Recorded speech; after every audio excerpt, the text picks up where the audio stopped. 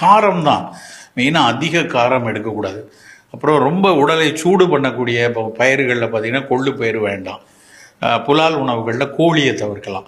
இந்த நேரத்தில் புலால் அப்படின்னா மீன் எடுத்துக்கொள்ளலாம், மட்டன் எடுத்துக்கொள்ளலாம். இந்த பிரியாணி கலாச்சாரம் வந்து இப்போ ரொம்ப பெருகி இருக்குது. நிறைய எது எடுத்தாலும் ஒரு மகிழ்ச்சியை கொண்டாடுவதற்கான ஒரு விஷயங்கிறது பிரியாணி அப்படிங்கிற மாதிரி ஆயிட்டுருக்கு.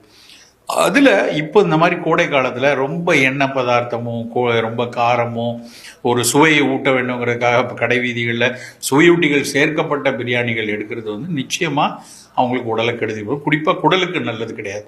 அதனால் இப்போ இந்த கோடை காலத்தில் தவிர்க்கணுன்னா முதல்ல நம்ம வந்து புலாலில் வந்து கோழிக்கறி வேண்டாம், தானியங்களில் ரொம்ப காரமாக இருக்கிறதும் பயிர்களில் கொள்ளு பயிரும் தவிர்த்து விடலாம்.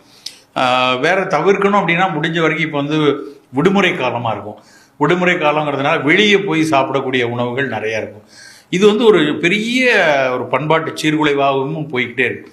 தினம் தினம் இரவில் போய் வெளியே சாப்பிட்றது, அதுலேயும் வந்து பல குப்பை உணவுகளை இந்த நேரத்தில் பழகிக்கிறது அப்படிங்கிற ஒரு மனோபாவத்திலேருந்து வெளியே வரணும். குதூகலமாக இருக்கா கூட விடுமுறை காலமாக பல இடங்களுக்கு போங்க, பல புதிய உணவுகளை வீட்டில் தயார் பண்ணி சாப்பிட்டு பழகுங்க. பல நல்ல உணவுகளை இந்த நேரத்தில் பழக்கப்படுத்திக்கிறது அப்படி தான் சரியாக இருக்கணுமே ஒழிய இந்த குப்பை உணவுகளுக்குள்ளே போகக்கூடாது.